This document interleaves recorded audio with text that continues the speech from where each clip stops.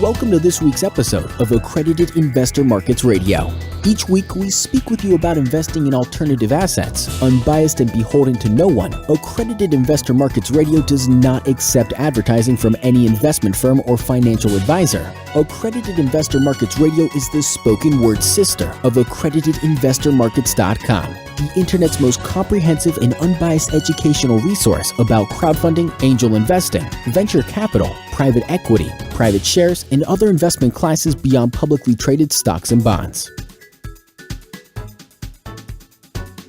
Hello, everyone, and welcome to Accredited Investor Markets Radio.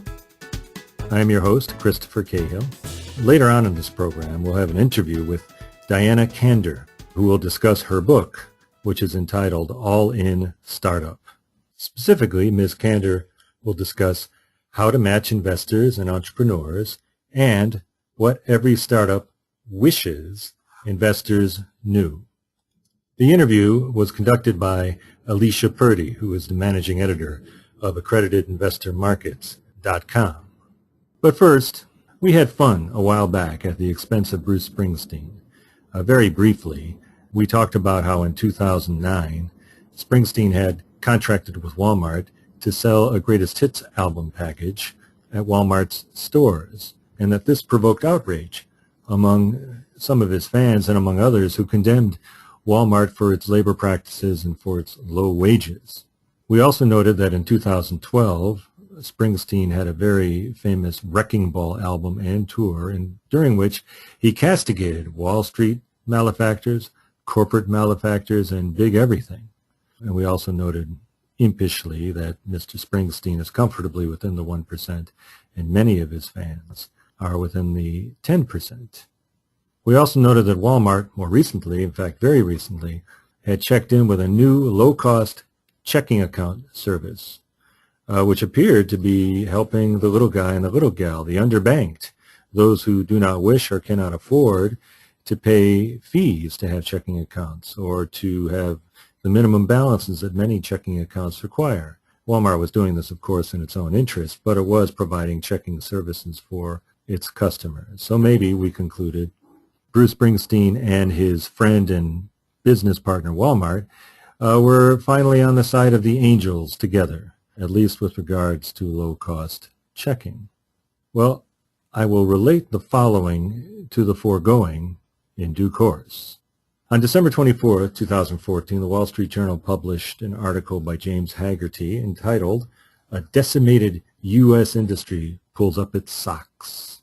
What he was writing about, a reanimated textile manufacturing plant in North Carolina. Imagine that, investing in American textile manufacturing. Well, this plant was reanimated in Hildebrand, North Carolina, a town of about 2,000 souls located in western North Carolina, known otherwise as the location used in the film The Hunger Games.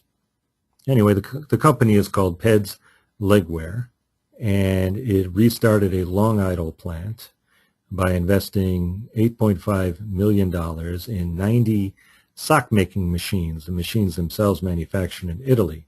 There's a photo accompanying the story which shows a lone person, one person, walking amidst the blinking computer monitors which have spools attached. And indeed, these machines take the place of 50% of workers. So they can make a lot of socks with fewer workers than they used to need to make these socks. That has to help the competitiveness of the company. And indeed, the article notes in China, they still use a lot of people, but manufacturing wages are creeping up. So the company located in North Carolina can now compete with China. There are other reasons why the company becomes a good investment. There is that small matter of a 14.6% import tariff. There are lower shipping costs to markets in the United States and a quicker response to shifts in demand in the United States market. And in addition, it appears that domestically made socks can get more shelf space at Walmart. More on that in a minute. We might also add, outside of what the article said, that lower energy costs in more recent times, to the extent oil prices bear upon sock production and distribution, might also help. The article notes that other companies that manufacture textiles in the United States are expanding. Some aren't, but some are. Overall, of course, socks in the United States are 80% of them are imported. And in this era of mechanization and capital investment, opening new plants is only a modest help in employment. I note, by the way, that one often hears, quote, "We don't make things anymore in the United States," end quote. We make a great deal in the United States. The gross amount of manufacturing has not appreciably declined, but we make different things, a different mix of things, and we use far fewer workers, exemplified by the Peds legwear reliance on Italian machines to make socks. Still, the increase of 60 employees in Hildebrand, North Carolina, is an event to be cheered, as is a significant and perhaps even growing investment in that particular American small town. We also note that the villainous Walmart, with its evident preference to buy American, helped to make the Peds legwear plant happen. And Walmart was not alone. Walmart's old friend and business partner Bruce Springsteen also helped, this time artistically. You see, a warehouse worker suggested to Michael Penner, who is the president and owner of Peds legwear, that Mr. Penner listen to Springsteen's song, "Death to My Hometown." Penner said the song, quote, "planted a seed in my mind." And this is what led Mr. Penner to approach Walmart and suggest that Walmart give his products more shelf space because they were made in North Carolina.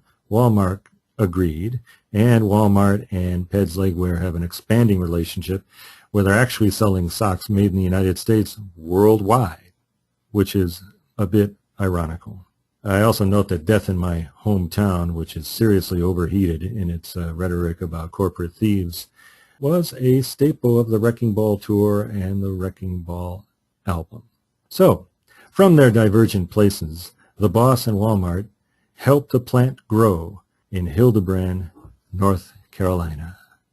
Well, let's speak of one more relevant recent writing, a Wells Fargo report, Wells Fargo being probably a target of Mr. Springsteen, but anyway, a Wells Fargo report made available on its website, wellsfargo.com/economics, and on Bloomberg, is entitled, "Is an Economic Renaissance in India at Hand?" Speaking of countries which would compete with the textile manufacturing in North Carolina as well as many other businesses in the United States.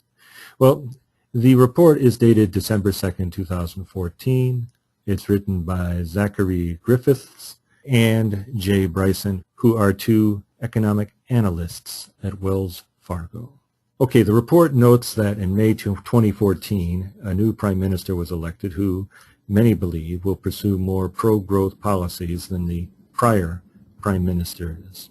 And indeed, within India, the report notes, growth has slowed from a 9% annual growth of GDP from 2003 to 2007 to lately a figure more like 6%, while inflation this year has diminished from 9% to 5.5%.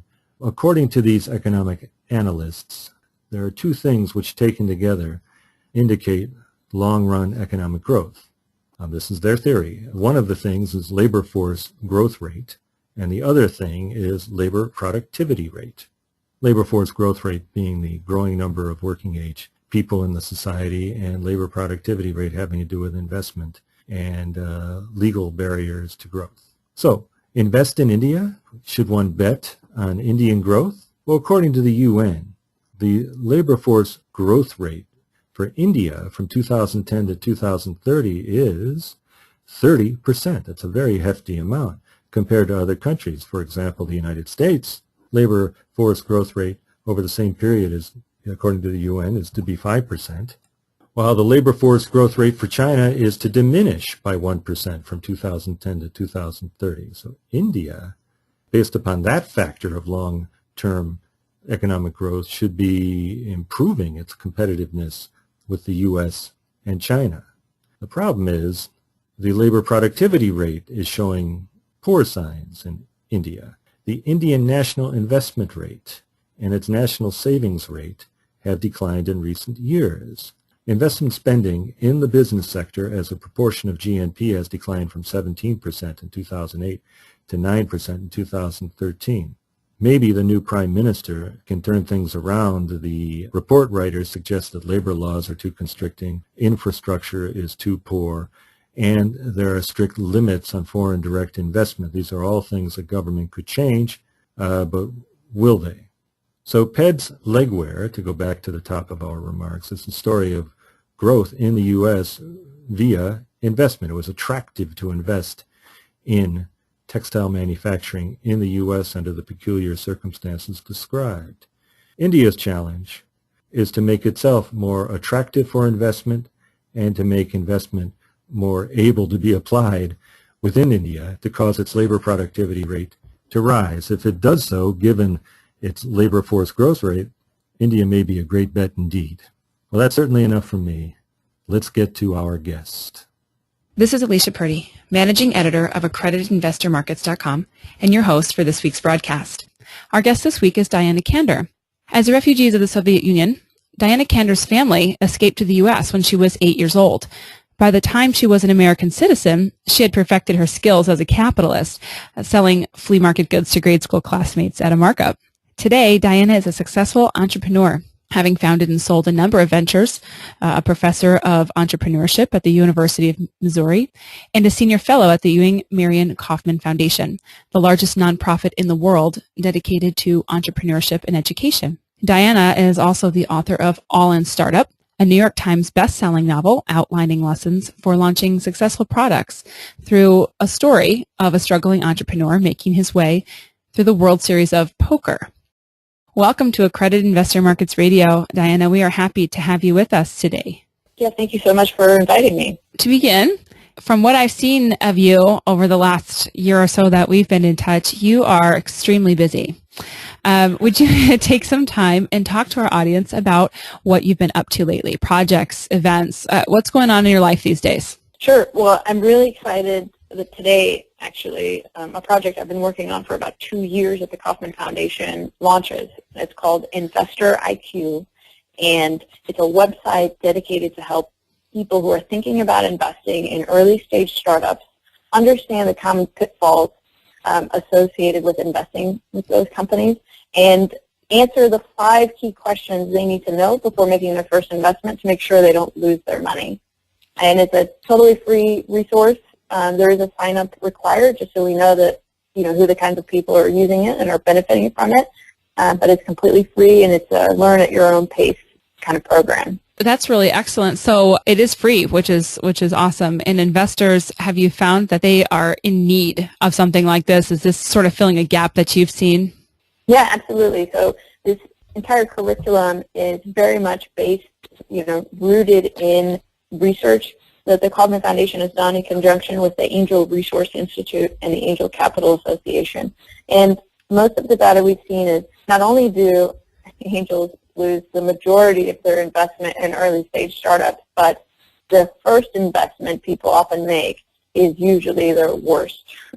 And at the foundation, we're very much dedicated to, creating more capital out there for entrepreneurs. And we think that if investors can be more successful on their first investment, they'll be much more likely to make a second or a third investment. That's actually great to hear. Our audience is made up of mostly accredited investors. And I think it'll be great for them to sort of not only get an education, but sort of see what's on the other side of the fence. And you yourself have a strong background in entrepreneurial arts, so to speak, teaching, advising, guiding startups and entrepreneurs. And our audience is accredited investors, as I mentioned, with whom entrepreneurs hope to reach with new ideas. So, it's sort of symbiotic in that way. Can you give our audience, many of whom are angel investors, as you mentioned, is one of those groups that you're going after. Can you give us an idea of what to expect when being pitched by an entrepreneur? Well, it's going to be kind of all over the board. I think most entrepreneurs do a very bad job of preparing for pitching, and they pitch to investors much like they pitch to their customers. I mean, they don't do a good job of preparing. So I think that if you're an angel investor, the best thing you can do is before you take a meeting with an entrepreneur who you think is going to pitch you, help them prepare for the meeting by telling them what you're looking for and what you're not looking for to save both of you from wasting your time. So that's okay. That's okay to say, Here's what I'm looking for. I would think it would be something that maybe wasn't wasn't sound practice, but it is okay to actually say, listen, this is what I want to hear. Yeah, and I would tell you that I wouldn't believe it if I just didn't hear it on an everyday basis, but most entrepreneurs think that once they come up with a business idea and they think it can be profitable, then all of a sudden an investor should be interested. And they don't really understand the kinds of businesses investors are really interested in, the kinds of returns that they're looking for, and that they're looking for an exit in a very short period of time. And so helping educate entrepreneurs would do, I think, a wealth of good for the entire ecosystem. So that being said, what makes a great pitch? If I'm an investor and maybe I don't know what I want to hear, what makes a great pitch? What makes a bad one? How can we spot a winner or avoid a dud? If you were to address your entrepreneurs and say, you need to have a great pitch, you don't want to be the dud, what can an investor look for to say, this isn't for me? Or here's my checkbook. Well, let me just go back to Investor IQ for a second. It's laid out around 5 key questions any investor should answer before making an investment. And the 5 questions are, should I even invest in startups? Do I understand the realities of how risky this segment is as an investment class? How do I find the best company? So how do I make sure I'm not just seeking or talking to entrepreneurs that come across my way, but I'm actually seeking out better entrepreneurs that I should be talking to? What's the right price to pay? So how do I value a startup? It's a crazy system. Everybody has their own way. So what are some typical tools that people use to value non-existing companies? How do I get my money out? That's probably the most important question that a lot of angel investors don't think about when they get excited about an idea. And finally, how will my money be used and protected? In the course of interviewing so many angel investors for this program, we've heard all these horror stories about entrepreneurs who spent all the investment dollars on fancy office space or, all kinds of equipment that they didn't need, or even signed, 5-year leases that then the investors were on the hook for paying. So I think these 5 key questions are really important for any investor to consider. And within the materials, there's all kinds of advice on what different investors have seen as success for them. And I would say the number one thing that people look for from the interviews that we conducted is the personality of the person pitching. So much more important than the idea is the human being that's responsible for it.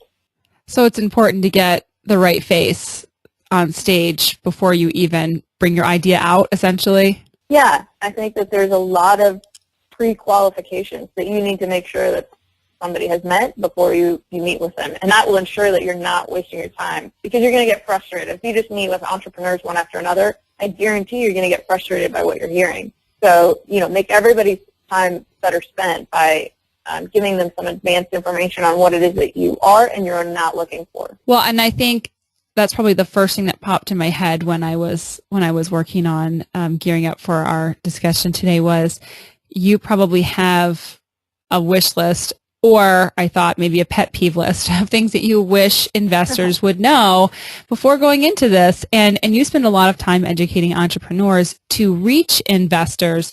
So I'm sure there are plenty of times they come back and say, oh, this happened, because the investor was, maybe not prepared, or they didn't realize what they're getting into, or they hadn't done their homework, or, something like that. If you, you're speaking to investors right now, if you could say, I wish you would do these things or know these things about before you even begin to make it easier. We want it to be easy. We don't want it to be difficult, but maybe sometimes we make it, difficult inadvertently. What would that wish list be? Why would you pick those things and say, please know these things before you even begin? Well, I think my number one wish for investors is for them to be able to answer these investor IQ questions that we laid out for them, to understand whether they even have money to play with in startups, because a lot of people invest their money and somehow think that it's liquid and they might be able to get it out if they need it, but it's not liquid, and you're stuck until that company sells or fails.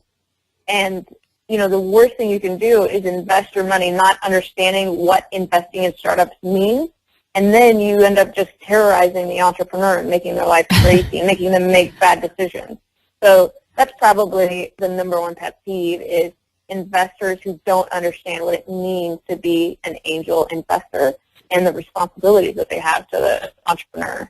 You need to be able to mentally kiss that money goodbye, and offer your assistance in order to help the venture do better, but not provide, put pressure on the entrepreneur to provide your return.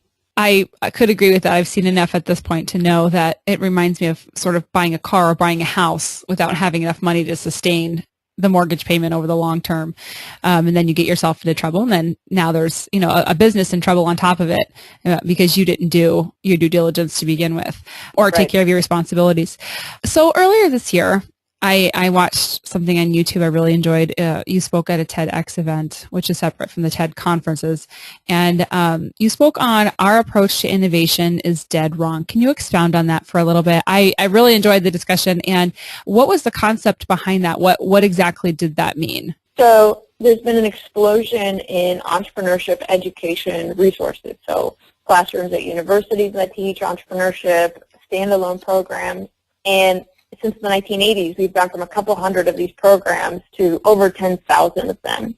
And over the same time period, there's actually been a gradual decrease in the overall number of new companies started. And there's been an increase in the number of startups failing and going out of business. So, how do you reconcile the existence of these two numbers? And the only way to understand why there's less and less startups being created and more of them going out of business is to think, boy, I think we're teaching the wrong thing. And what I think we're teaching incorrectly is how entrepreneurs should be allocating their time. The typical model is that you come up with an idea, you write a long business plan, then you pitch investors, then you build your product, and then finally you go out to customers and you sell your product.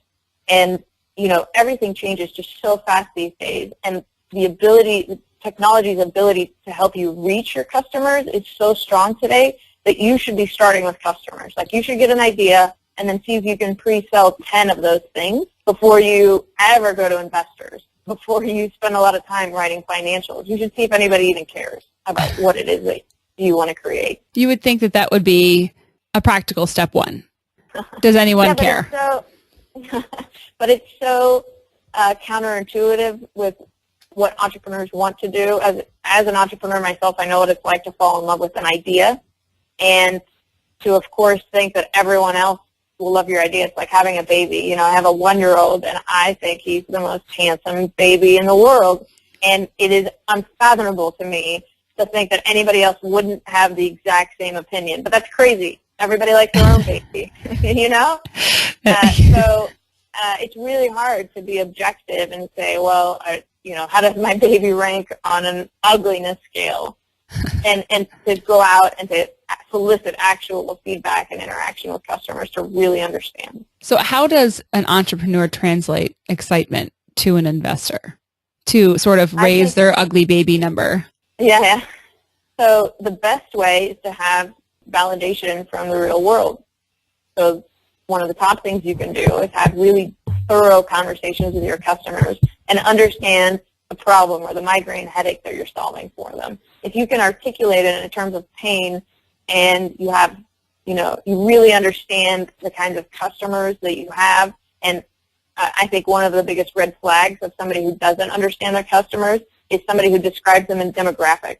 So, my customers are women between 25 and 55. Well, that person has no idea who their customers are. Customers are groupings of people. They're people that have similar issue. They read the same magazines. Maybe they hang out at the same clubs. I don't know. But there's things that bind them together apart from demographics. And if you don't understand that, then you don't understand your customers. And the other part of traction that you can offer is actual objective interactions with your customers. So here's how many things we've pre-sold, or here's how many credit card numbers we've taken just by offering this as an added bonus to our customers. Or here are some experiments that we've done to show that customers are interested in paying for or buying this product. Anything that you can do along those lines makes investors, I think, water at the mouth and just get really excited about an opportunity. Well, I want to ask you about the role investors play. In your TEDx talk, you shared this awesome story about your Taekwondo training when you were younger and how when you were in class, you were paired with someone your own size, but that didn't train you for real life encounters. I mean, you talked about a time that you were attacked and you realized that your training didn't come into play because you had never been paired with a realistic opponent with realistic attack moves. And you likened that to training people, starting a new business. And so many investors worry about risk. That's kind of the big thing that the first thing you want to know is, am I going to lose my money when looking at a new business startup? And based on all the things that will come against a new business as it unfolds, how can an investor approach a startup in a way that doesn't attack, but rather helps move forward and ultimately into success, rather than them being the realistic opponent with attack moves? And probably inadvertently, I would doubt that they would do it on purpose if they want their investment to succeed. But what can they proactively do to help a new business move forward and be successful? Yeah, I think the best thing they can do is break up their investment into milestones. So, a lot of entrepreneurs are trained to just ask for the most money they possibly think they can get. And then once they get it, now they feel like they need to spend it. And so they end up spending your money just trying all kinds of things, and that's crazy. You want to give them a smaller amount of money to see what they can accomplish for it. Like, how much will it take for you to get to the next milestone to prove that customers are interested? Maybe create a prototype and get it out to see if people will buy it. So I don't think investors should think about, like, what's the most amount of money that the entrepreneur needs, or how much do they need for the entire length of the company. But they should think about it in terms of how much money does the entrepreneur need to get to the next important milestone, and then you push them towards that milestone. So what you end up doing is, mentoring the entrepreneur to use the money effectively, and at the same time you're de-risking your bet because you're playing with a smaller amount of money. So if you had your pick of an investor who didn't know what they were doing versus and I just mean through inexperience, versus someone who really understood the nature, the culture, the risk, the methods, the structures of a startup specifically before investing, which would be better? Is it better to mold one sort of that doesn't have the experience, or to take one that maybe thinks they know more? Which one is easier to work with as an entrepreneur? I've had both kinds of investors, and I definitely prefer the experienced ones because, like I said, they don't have unrealistic expectations of returns, of when they're going to see their money, how much of their money they're going to see, how liquid their investment is, and they don't feel the need to constantly hound you. They understand that they're the investor and you're the CEO, and they play those roles respectively. Like they just help you whenever you need help. They make introductions when they think they can. Those are the best kinds of investors that entrepreneurs get excited about. Well, we have a number of angel investors who are part of our audience, and some, as we tend to target accredited investors, don't even realize maybe they could be an angel investor. And if you were to tell them, they come in really at the early stages and give those sums of money, how can they help? Do they play more of a hands-on role? Do you prefer them to kind of step back, or does that depend on their level of experience? Because, of course, no investor would deliberately want to hurt their investment, because we have a lot of newly minted, so to speak, accredited investors in our audience. That's why this conversation is so great, to kind of give them that other side of the fence. Like, how can you help? How are you going to hurt it without even knowing? What can an angel investor do to help? Yeah, so you can be the kind of mentor that the CEO needs. If they seek out your mentorship, then by all means meet with them on a regular basis, and hold them accountable if that's what they want. But certainly don't meet with them every week so they can give you a report on what's going on, because then they're just spending all their time writing reports for you and not running the company. And, you should be investing in an industry that you know a lot about. That's how you'll know that it's a good investment or not. And that means that you'll be in a position to make introductions for the company, to expand the network of the entrepreneur, and to make them more successful, to help them with partnership deals, to help them with big sales for big customers. These are the kinds of things that ideal investors do for startups. I really enjoyed your TEDx talk. I've mentioned it a couple of times now. I really did enjoy it. And you mentioned in there the big scary word, the F word, failure. And you've been an entrepreneur, so you've had successes and failures, and certainly investors experience successes and failures. Can you let us know what is an entrepreneur experience through a failure, and what did they learn? And conversely, what does an investor learn from a failure? It seems like a total loss, but it may not be if you learn something. What can either side learn? Yeah, I think it's up to the individual person if they have the capacity to step back and see what happened and what could be done better and to try it a little bit differently the next time. But I think that you have an incredible opportunity to learn from the experience. I had terrible real estate investment ordeal. I bought all this real estate in 2007 and 2008, which is, of course, like the absolute worst time to have purchased real estate. And I just equate the education that I got as the equivalent of getting a Harvard MBA, complete with living in a very fancy apartment and getting a black car to drive me to school every day.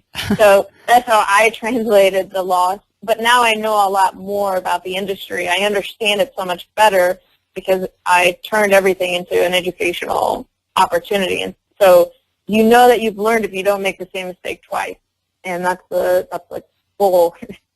Make your mistakes quickly and don't repeat them. That's excellent advice, probably even in the real world, just to, yeah. You've had a success at the very least. You don't find yourself there again. I heard you talk about the perfect execution of a flawed plan, and I have a brother who's in the military, and that's actually something that they talk about a lot also, is the perfect execution of a flawed plan. You'll fail every time, but a flawed execution of a perfect plan, it actually has more success. So you talked about the importance of having real-world interactions before moving ahead, and you were talking about getting some real objective information from the actual customers you probably would have with this idea. And you gave this example that you had your students try and give away 5 $1 bills, and it wasn't as easy as they thought it would be. And I was hoping you could give us an explanation of that exercise and the lessons that were learned by your students. I think it has really broad applicability to everyday life in general. Sure. So a lot of entrepreneurs think that their business plan is filled with no-brainers, things that they don't need to test or interact with the real world to confirm.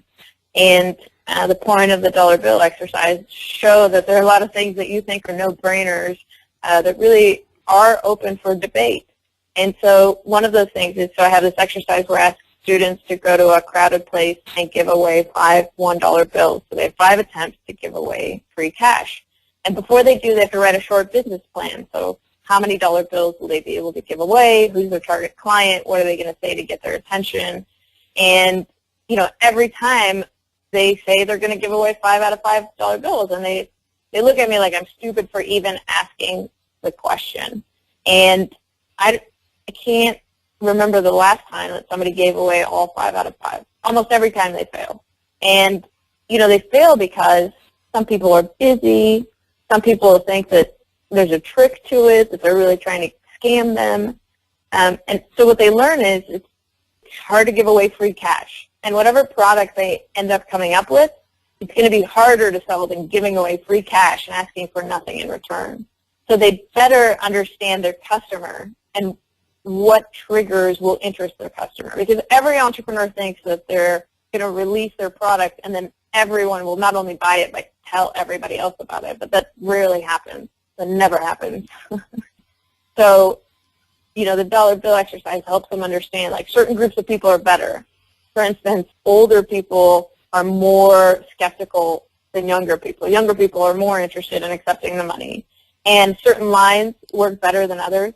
And these are things that you never could have learned writing your business plan on your own without interacting with the real world. So the final lesson is, it's important to interact with the real world as quickly as possible because there are all these educational opportunities out there that you can never figure out on your own without having those interactions with your customers. So as a potential investor, if I hear someone come in and say, here's all the data on this piece of paper about how I project everything to work out, versus someone who says, here's the results of some real-world surveys and discussions with people that are in our demographic united by this, this particular idea, that would be the safer bet to go after the person who had really done the pounding of the pavement, so to speak, and gotten out there with the real world, versus someone who created it in their Excel sheet. Yeah, because you'll be surprised at how many no-brainers are wrong, you know? And even if it was a no-brainer, even then something can change outside your locus of control that affects it, you know? I thought I made really good real estate investments, but then the economy crashed around me and they turned it to be horrible real estate investments. So you just need to know what could go wrong and try to hedge it as much as possible. It would obviously be in an investor's best interest and an entrepreneur's to make a great match. And earlier in our discussion, you mentioned personality being kind of a huge key also before even people get their prospectus on the table, that personality is one of the major selling points. So if I'm an investor and I'm getting pitched, what are the right questions that I should be asking an entrepreneur if they've sold me? I really like them. I've already connected with them maybe as a person. What are the wrong ones? You know, what don't I want to ask? That's just kind of a waste of time. I don't really need to know, or it's just going to tie things up.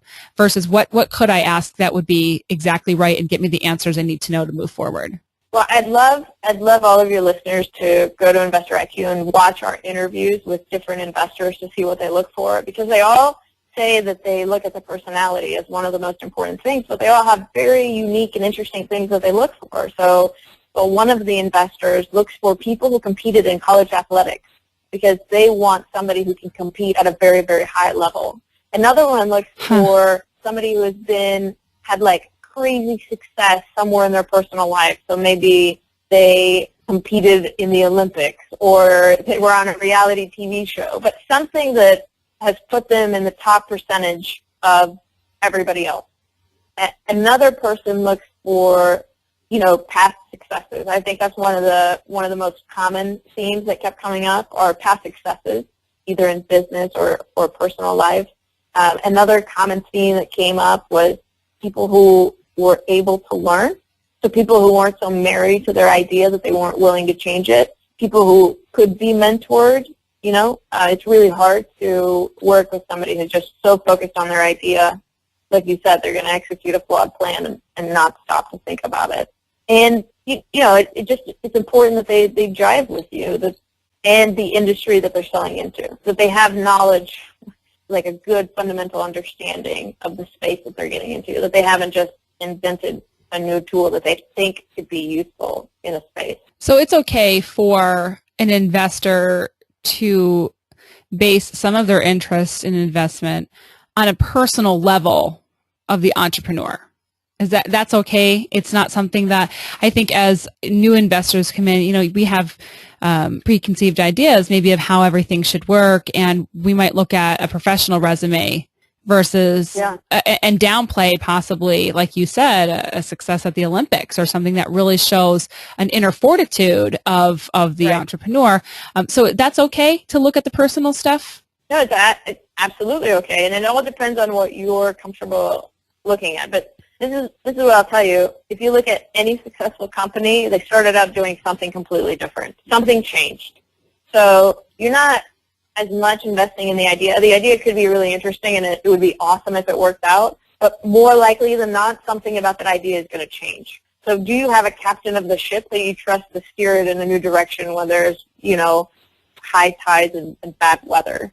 That's what you're looking for. Can you trust this person with your money even when things are going horribly wrong? Just to wrap things up, how can an investor know?